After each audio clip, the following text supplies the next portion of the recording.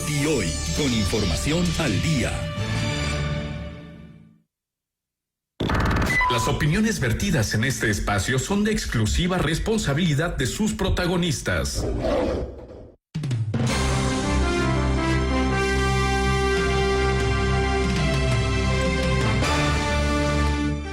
Siete de la mañana con 8 minutos, amigos y amigas. Definitivamente el actor protagónico de todos procesos eleccionarios es el ciudadano. Creo que cuando hablamos de una fiesta democrática, hablamos del ejercicio y la participación de la ciudadanía en la decisión de estos procesos electorales. ¿Cuál es el rol de la ciudadanía en este proceso? ¿Cuál es el compromiso que debe asumir el ciudadano frente a la designación de sus autoridades? Lo vamos a analizar con nuestros invitados. El doctor Mauricio Alarcón es el director de la Fundación Ciudadanía y Desarrollo, y esperamos se incorpore ya a esta mesa de diálogo la doctora Ruth Hidalgo, directora ejecutiva de la Corporación Participación Ciudadana. Doctor Alarcón, bienvenido. Buenos días. Partamos con un brevísimo concepto sobre lo que significa la democracia. ¿Por qué es tan importante? No estamos hablando de recibir el certificado de votación. Estamos hablando de la democracia en el Ecuador. Doctor Alarcón, bienvenido, buen día. Buen día, Carmen, buen día, Andrés, y un gusto compartir este espacio con Ruth.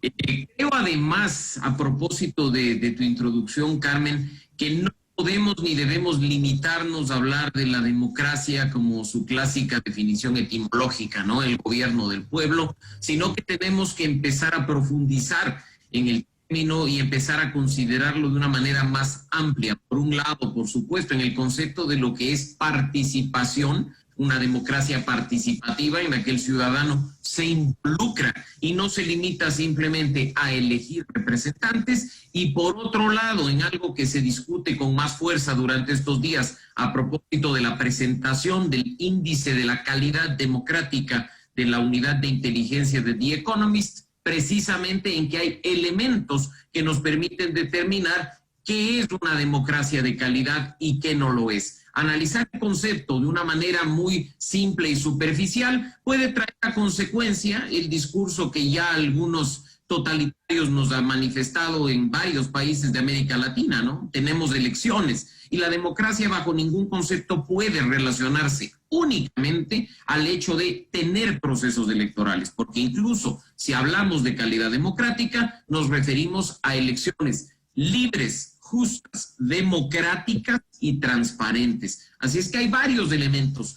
que tienen que juntarse para poder hablar de una democracia plena, y en ellos, en todos y en cada uno, el ciudadano juega un rol fundamental. Doctora Ruth Hidalgo se incorporó ya a nuestra mesa de diálogo. La Corporación Participación Ciudadana viene desarrollando procesos muy importantes en el acompañamiento de esta construcción de democracia, de construcción de país. Justamente estuvo muy activa la corporación, doctora Hidalgo, en este nuevo proceso eleccionario. Quisiéramos recabar de usted esta primera mirada de lo que ha significado el proceso para los ciudadanos. Bienvenida, buen día. Bueno, buenos días, Carmen, Andrés, Mauricio, qué gusto estar con ustedes en la mañana de hoy. Sí, justamente como usted mencionaba, Participación Ciudadana estuvo bastante involucrada este fin de semana, especialmente el domingo, el día de las votaciones, haciendo observación cualitativa, como habíamos venido anunciando. Eso nos llevó a sacar algunas conclusiones que nos parece importante desde el punto de vista de la calidad del proceso. Creo que sí es importante destacar que ha sido unas elecciones que han sido tranquilas, es decir, no han tenido mayores problemas, como en otras ocasiones hemos visto desafortunadamente que ha habido estos brotes de violencia y este tipo de acciones. En esta ocasión no ha existido eso, creo que eso es bueno destacar. Me parece que la ciudadanía ha concurrido con toda la buena voluntad y ha tenido una buena participación en las mañanas, sobre todo, ¿no? A las primeras horas del día, Esto de alguna forma también tuvo sus bemoles, como ya lo supimos mencionar, y hemos tenido la capacidad inclusive de sugerir al Consejo Nacional Electoral que para la segunda vuelta tomen medidas al respecto. Y es el hecho de que, si bien es cierto, dentro de los recintos electorales sí existió este distanciamiento, este control, todas las medidas de alcohol, etcétera. Sin embargo, en las afueras, dada la decisión de las autoridades electorales de hacer entrar de 10 en 10 y esperar que los 10 que entrasen regresen, esto provocó una aglomeración bastante importante a las afueras. Y obviamente, si usted veía, efectivamente en las afueras no había ningún tipo de distanciamiento, y hubo gente que tuvo que esperar 1 o 2 horas. Si bien es cierto, esperaron afuera, es decir, al aire libre, la mayoría de los casos. De todas maneras, eran filas y filas de cuadras y cuadras en donde estaban las personas unas inmediatamente después de la otra. Es decir, ojalá eso no provoque después de unos 15 días una subida en el contagio del virus, que justamente estamos tratando todos de evitar. Entonces, yo creo que esas son cosas y son detalles que hay que tomar en cuenta. Creo yo también, y eso es un criterio absolutamente personal, que muchas personas se desanimaron en el momento de ver las colas, y algunas personas no pudieron concluir con su proceso de votación, y al ver sobre todo la aglomeración por las afueras, decidieron no continuar con el proceso, y muchas abandonaron y se fueron. Entonces, vamos a ver el nivel del ausentismo. Yo creo que posiblemente se va a ver reflejada en esta situación. Eso en términos, digamos, de proceso y de calidad que tenga que ver con nuestra observación. Más allá de eso, obviamente, ya después en las horas de ¿cómo se llama?, de transmisión de datos, obviamente todos estamos, creo yo, estuvimos preocupados por los resultados, preocupados por la manera como el conteo rápido y los resultados de conteo rápido fueron transmitidos a la ciudadanía. Nosotros siempre dijimos y manifestamos en los medios de comunicación que, si bien el conteo rápido es una herramienta sin duda muy útil, lo aconsejable en este caso de cara o hacia adentro del Consejo Nacional de la Autoridad Electoral es mantener el conteo rápido para control interno, porque sobre todo en momentos de polarización y en momentos de actividad, digamos, o de pasión política bastante alta, es complicado lanzar resultados de conteo rápido, sobre todo antes de que se estabilice la muestra, porque lo que sucede y suele pasar es que ante el fervor del proceso electoral, los actores políticos y la ciudadanía muchas veces se anclan a los resultados del conteo rápido, y al no ser de resultados de los votos totales después de solucionar, por ejemplo, esto que ahora están por solucionar, el tema de las actas con inconsistencia, etcétera, pudiera haber allí cierto margen de cambio entre uno y otro resultado, y eso podría provocar innecesariamente un brote quizá de violencia, de inconformidad, y eso dentro del ambiente caldeado político no conviene. Entonces, las cosas fueron como están. Yo creo que la lectura quizá en el siguiente bloque podemos hacer más detenidamente ya de los resultados propiamente dichos.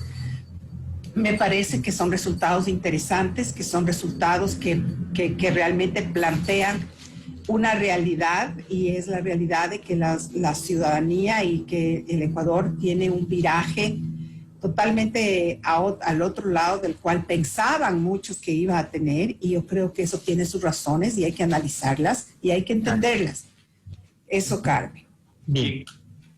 Mauricio, cuando vemos la preferencia de la ciudadanía en términos del candidato que ha ganado las elecciones en esta parte, en esta etapa, digamos, uno se pregunta cuál será el país que queremos, porque estamos hablando de un grupo político cuyos máximos líderes o están prófugos, o están presos, o están sentenciados, insisto, episodios de corrupción muy, pero muy importantes. Entonces uno, insisto, Me pregunto, evidentemente los ecuatorianos, el ciudadano como tal tiene la libertad plena de ejercer su derecho al voto por quien quiera, pero me pregunto, ¿habrá esa reflexión sobre cuál es el país que queremos si finalmente estamos apuntándole mayoritariamente hasta ahora a un grupo político, insisto, involucrados en episodios muy fuertes de corrupción?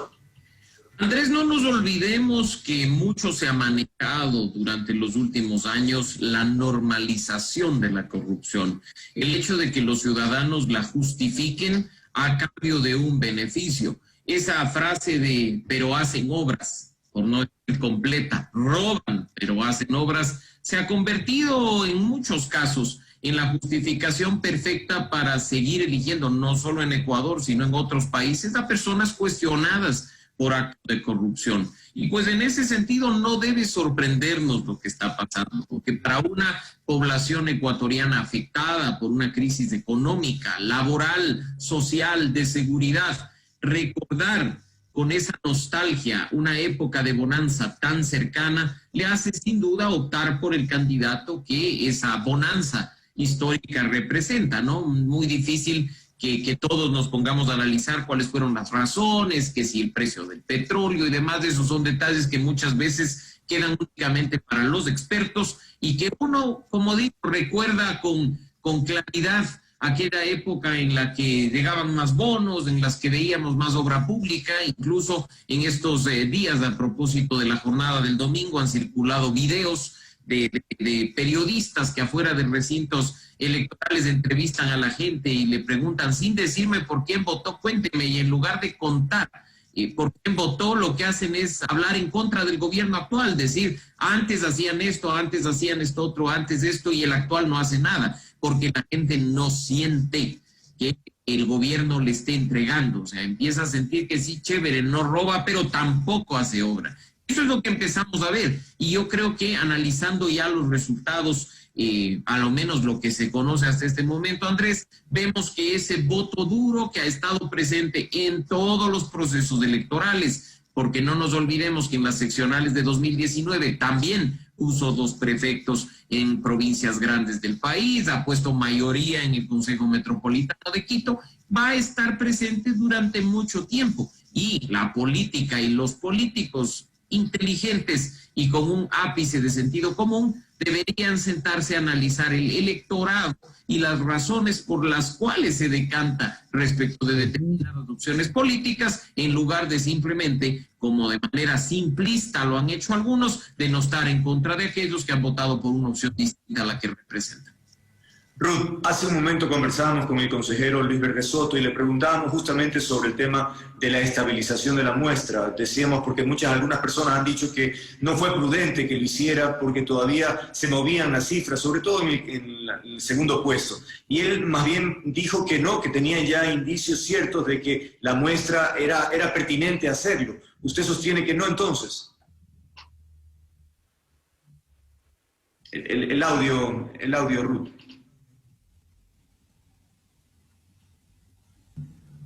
Siendo esa la declaración del consejero del Consejo Nacional Electoral y en mi calidad de observadora electoral, no quisiera ponerme a disputar los criterios en este momento técnicos que el consejero o que los miembros del Consejo Nacional Electoral emitan. Nosotros, inclusive conjuntamente con Mauricio, hace más de un mes, enviamos una carta al Consejo Nacional Electoral enviando y sobre todo manifestando las razones técnicas por las cuales nosotros como observadores no considerábamos prudente. Sin embargo, el Consejo Nacional Electoral decidió hacerlo y ha decidido transmitirlo. Yo creo que en este momento lo decente y lo ético es más bien mantenerse al margen de eso y más bien apoyar a que el Consejo Nacional Electoral continúe haciendo su trabajo. No creo que me corresponda en este momento disputar los temas con el Consejo Nacional Electoral, porque en su momento ya pusimos de manifiesto y sobre la mesa nuestro criterio. Si el consejero opina eso, pues tendrá sus razones y va a tener que defender ante la opinión pública, técnica y políticamente su decisión. Bien, doctora Alarcón, ¿qué nos dicen los resultados electorales en una región marcada políticamente por una polarización hasta cierto punto tóxica entre el viejo progresismo, el famoso progresismo del socialismo del siglo XXI, y la derecha extrema. Parecería ser, surgen nuevas opciones que quizá presentarían alternativas democráticas a la población. Doctor Alarcón, ¿qué le dicen los resultados a usted? Lo primero que me dicen, Carmen, es que no nos equivocábamos al afirmar que más del 40% del registro electoral del conocido padrón correspondía a menores de 35 años. Personas que, por supuesto, no son indolentes para la realidad nacional, que entienden que hay una crisis económica, un problema laboral o incluso temas de seguridad, pero que quiere escuchar algo más, que quiere escuchar sobre medio ambiente, que quiere escuchar sobre género, sobre poblaciones y grupos vulnerables, que quiere que se debata una situación políticamente sensible como el aborto por violación o la violencia contra la mujer. Ese es el primer mensaje que me transmite. ¿Por qué? Porque los dos candidatos que en este momento, uno de ellos disputa la segunda vuelta y el otro termina en cuarto lugar, abordaron esos temas, se atrevieron a romper la corrección política y a decirle a los ecuatorianos, palabras más, palabras menos, lo que ellos creían, pensaban o que estaba incluido en sus planes de gobierno al respecto. Así es que el primer mensaje que el resultado electoral en lo personal me deja es que hay que escuchar al votante, que no estamos en la época quizá de Velasco Ibarra, en la que sin tener idea de quién votaba y de cómo votaba, bastaba un balcón y una frase bonita para ganar elecciones, o que bastaba un ofrecimiento demagógico para arranchar un poco de votos a tu inmediato seguidor. Estamos frente a un electorado que además, producto de la pandemia, estuvo permanentemente conectado y que estaba pendiente a través de su computadora y de su teléfono celular de lo que hacían los candidatos. Sin embargo, algunos optaron por manejar una campaña política tradicional, de los grandes mítines en tarimas, de los grandes temas a través de medios de comunicación, en lugar de incluso poder microsegmentar y llegar al votante con el mensaje específico de acuerdo con sus intereses, ¿no? Y creo que por ahí deberíamos empezar. Y por supuesto, deja el mensaje de que no solo, Carmen, en la carrera presidencial, el país se ha decantado por organizaciones políticas autocalificadas de izquierda o incluso de centroizquierda, sino que este tema se replica en la Asamblea Nacional. Los grandes ganadores, la Alianza UNES del correísmo, Pachacutic y la Izquierda Democrática, y por supuesto un actor presente siempre durante los últimos 42 años de vida democrática, el Partido Social Cristiano, que se estabiliza. El gran perdedor, indiscutiblemente, el movimiento creo que no solo ve el peor resultado de su candidato presidencial respecto de las 3 elecciones últimas, sino que además ve un bloque minoritario de apenas 12 legisladores en la Asamblea Nacional 2021-2025. Ahora, de todas maneras, doctora Hidalgo, ¿no podríamos interpretar este proceso como un incipiente proceso de despolarización política que quizá está poniendo de relieve la existencia de otras izquierdas que han sido invisibilizadas en el país justamente por la virulencia política que hemos enfrentado en los últimos años, en las últimas décadas, doctora? ¿Cuál es su opinión? Yo estaba recordando, a fuerza de los hechos ocurridos el día domingo y los resultados especialmente, aquella lectura bien interesante que hace Paolo Moncagata respecto del estudio del APO. Y hay una reflexión interesante respecto a la polarización y politización de la ciudadanía y la polarización ideológica en el Ecuador. Y justo yo comentaba esto el fin de semana a fuerza de entender y ver los resultados. Y justamente en la medida de lo que usted pregunta, yo más bien lo que creo es que estos resultados son digamos, o vienen a darse porque los políticos no supieron, muchos de ellos no supieron leer en realidad qué es lo que la ciudadanía estaba buscando y esperando. Y obviamente en determinado momento parecía ser que el discurso de centro había desaparecido. No teníamos un discurso de centro. no teníamos un discurso de derechos, no teníamos un discurso sobre los temas importantes que ahora en las democracias del siglo XXI están posicionándose en la región.